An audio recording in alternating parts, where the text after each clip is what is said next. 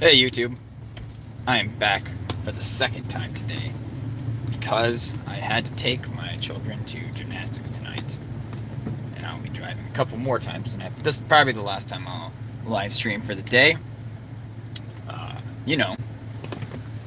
But I just wanted to clarify something.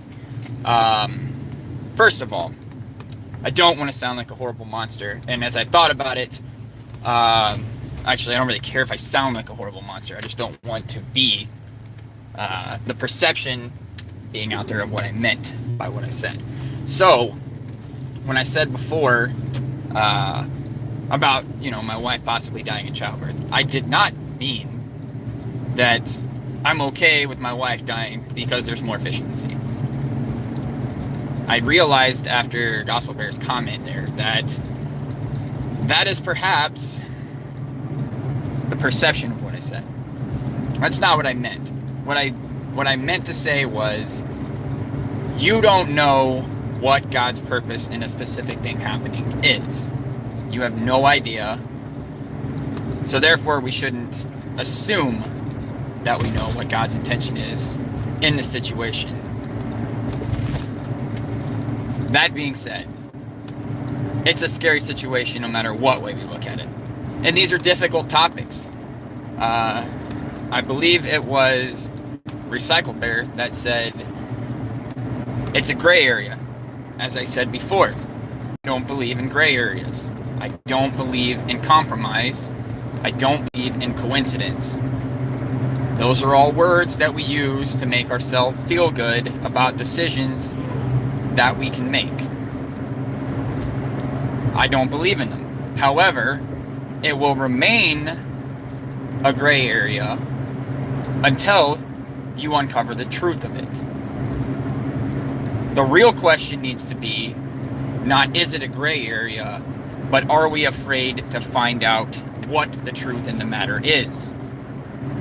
It can remain a gray area as long as we don't try to define it. But is the real problem the fact that we don't want it defined because then we have to change our life? That's what I'm not okay with in the gray areas.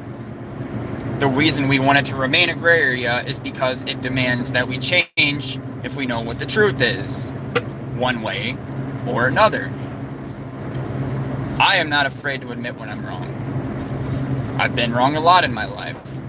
I'm probably still wrong about a lot of things. I'm okay with that. Because if I'm wrong and I learn the truth, it's important for me to say that I'm wrong so that I can fix it. Number one. Number two, to show humility because we're supposed to be humble. And number three, because it means that there's still a higher power than us that's in control. And I really want that to be true. Because if there's not a higher power than me, I am hosed, right? So, those are the things. And the questions that Gospel Bear has been asking lately also is a good litmus test about truth. Is it true? Does it matter? And I believe the third one is, can we do anything about it? Like that, it's a good litmus test. I like it, and I appreciate him bringing that to the surface. But, I'm not going to say but in accordance to that. That I agree 100%. It's a good litmus test. I just want to make the statement that I'm going to dig into this stuff because I want to uncover the truth in it. I'm not okay with leaving it as a gray area because I don't believe in gray areas. I believe that it is defined. There is a right and a wrong, and there is a truth. Like, we can't just say it's a gray area to make ourselves feel comfortable and go to bed at night and feel good about ourselves. We can't do that. We have to uncover and search out the truth. If we're going to say that we want to know what the truth is, then we have to search the truth in all things, not just what we want. So, as of right now, we can say it's a gray area, but I'm going to look into it. Like, I'm going to seek it out. I'm going to search and find the answers because they're there. And I'm not afraid to turn rocks. I'm not afraid for people to say that I'm crazy. I'm not. because if it's true, I want to know about it. I want to know so that I can change to match whatever it is. And if I'm wrong, I'll come out and say, I was wrong. You guys were right. I should have a less dogmatic stance on my stance, you know? But if I'm wrong, then I want to know too. If I'm right, I also want to know. So I want that to be clarified, that I'm not just going to leave it a gray answer. I'm not going to leave it as a gray area. So, okay, so Victoria, how's it going? Welcome to my second Drive Talk of the day. In reference to the fact that what we were talking about was more of the morality question and whether contraception is allowed in the Bible, right? That's what we were talking about. And not necessarily contraception, but necessarily to go along with that, conception prevention was more the line of what we were talking about after that. Because I don't believe in contraception, because the conception has already taken place at that point, and by then it's a life, and you don't have any right to destroy life. It's killing, it's murder, which we know breaks one of the commandments. But is stopping the conception moral? Is it allowed? Is it legal according to the text of God's word? And we basically came up with it's kind of between you and God, which I would still agree is a truth. It is between you and God, but I think that it has to be more clearly defined than that.